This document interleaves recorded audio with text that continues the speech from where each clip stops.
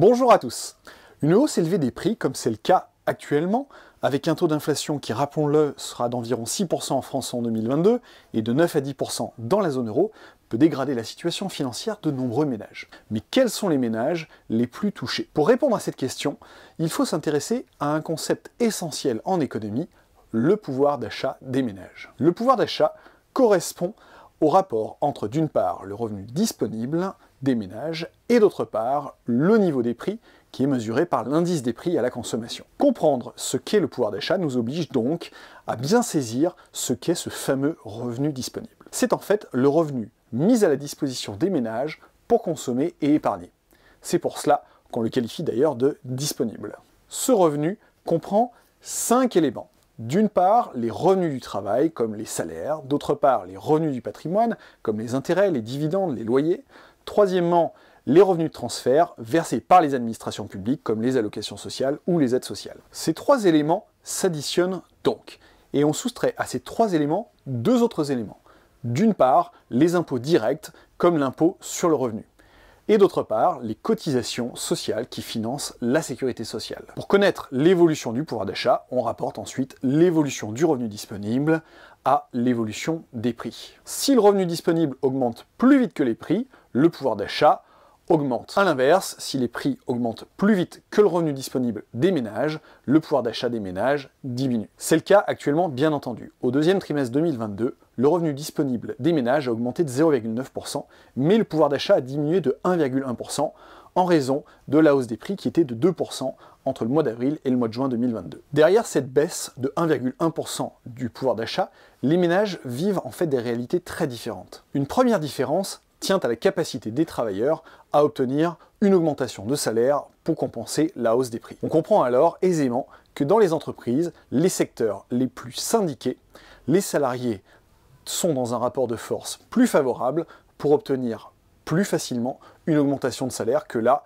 où les syndicats sont absents. On peut interpréter ainsi l'augmentation de 6% proposée par Total à ses salariés au mois d'octobre dernier. C'est la même chose pour les salariés qui ont des compétences rares pour les entreprises.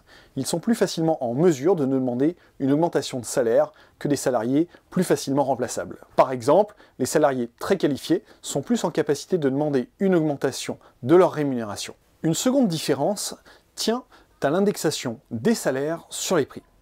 Si depuis 1983, l'évolution des salaires n'est plus indexée sur les prix, c'est encore le cas des salariés qui sont rémunérés au SMIC. Cette mesure protège les ménages les plus pauvres, mais elle crée un phénomène d'aplatissement des salaires en bas de la hiérarchie dans le privé comme dans le secteur public. Enfin, une troisième différence, sans doute la plus importante, renvoie au niveau de revenu des ménages. Les ménages les plus modestes souffrent davantage de l'inflation que les ménages les plus riches pour 2 raisons.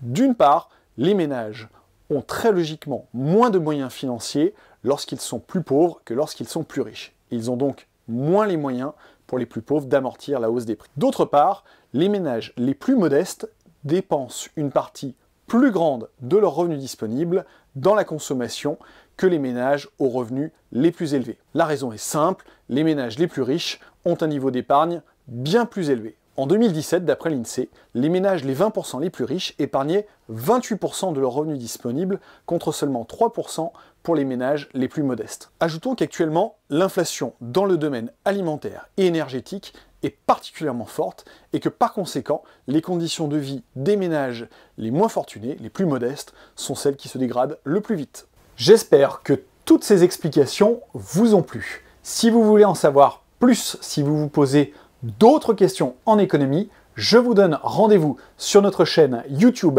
Apprendre l'économie.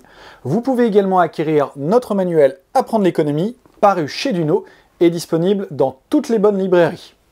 Vous trouverez tous les liens dans le descriptif de la vidéo ci-dessous. N'oubliez pas également de liker la vidéo pour nous soutenir. Merci beaucoup!